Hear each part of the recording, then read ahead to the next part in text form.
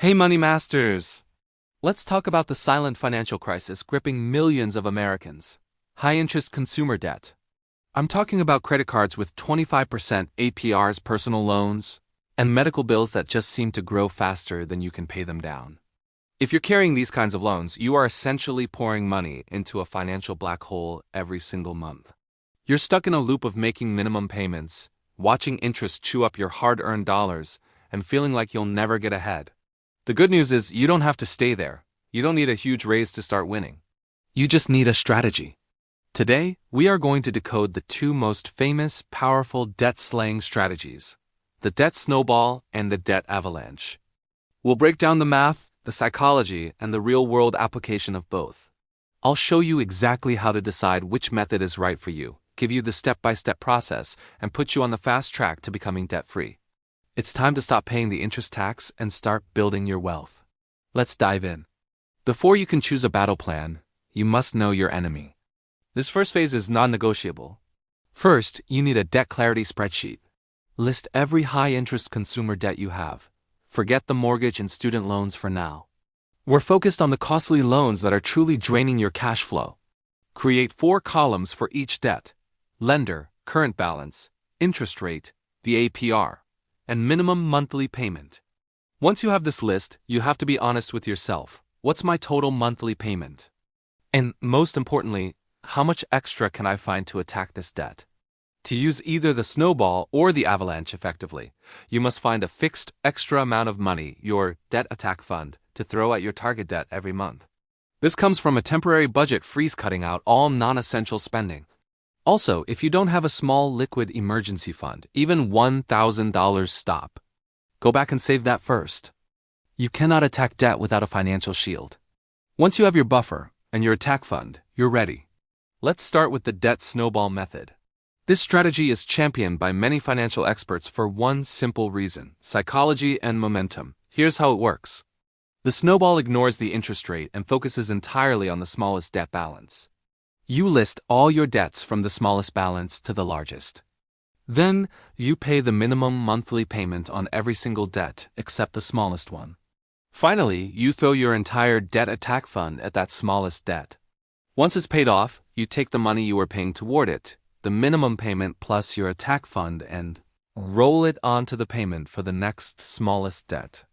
This is the snowball that gets bigger and faster as you go. For example, let's say you have a $1,500 personal loan, a $3,000 credit card, and a $4,000 credit card. With the snowball method, you'd attack that $1,500 loan first, regardless of its interest rate. Paying it off in just a few months gives you a massive, motivating win. The snowball is a behavioral tool. By knocking out those small debts quickly, you get a rush of accomplishment. This is critical for staying the course, especially if you feel overwhelmed. You need those quick wins to prove that the system works. Now for the debt avalanche method, which is the mathematically superior strategy. It's built purely on optimizing interest and saving you the most money.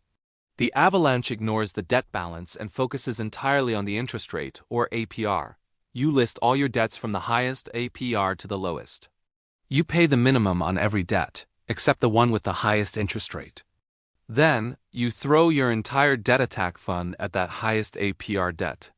Once it's gone, you roll that entire payment onto the debt with the next highest APR, using the same example debts. If your $4,000 credit card has the highest interest rate at 25%, you'd attack that one first. It might take longer to pay off than the smaller loan, but you're saving the most money possible on interest from day one. The avalanche is a mathematical tool. By destroying the debt that's costing you the most every single day, you reduce the total amount of interest paid over the life of your debt. This means you'll be debt-free sooner and will have paid less overall. So snowball versus avalanche, which one is right for you? This is the central question, and the answer is personal. Both methods work, but they solve different problems. The snowball's main benefit is psychological motivation from quick wins, while the avalanche's benefit is saving the most money. The snowball might take slightly longer, but it's great for people who feel overwhelmed and need that boost. The avalanche is for those who are mathematically motivated, disciplined, and can handle a longer initial grind without a quick victory. Think about this. You have a $500 debt at 10% APR and a $10,000 debt at 25% APR. If you choose the snowball, you're saying, I need to eliminate that $500 debt in 2 months, because that win will give me the fuel to tackle the huge one. If you choose the avalanche, you're saying, I'm going to attack the 25% APR debt, even if it feels slow, because I want to save every penny. My recommendation? For most people exhausted by the debt cycle, the snowball is the better starting point. Financial success is more about behavior than optimization.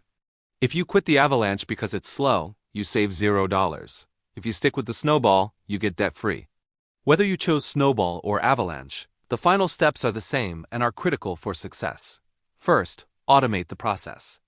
Once a debt is paid off, immediately change the automatic payment settings for the next targeted debt. Don't let that extra money sit in your checking account. Next, once a credit card is paid off, what do you do? To protect your credit score, it's best to keep the account open but stop using the card. But if you have an addictive spending habit, close the account. Your mental health is more important than a few credit score points. After every debt is paid off, recalculate your debt freedom date. Seeing that timeline shrink is amazing motivation. And finally, when you pay off that last debt, celebrate. You've achieved something extraordinary. The high-interest debt monster is manageable, but it requires courage and a plan.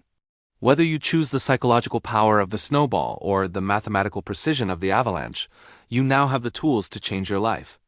The biggest secret to getting out of debt isn't the method you choose. It's just the simple act of starting and staying consistent. Now I want to hear from you. Are you a snowball or an avalanche person, and why? Tell me in the comments below. If this breakdown helped you, please hit the like button and subscribe for more actionable finance strategies. I'll see you next time.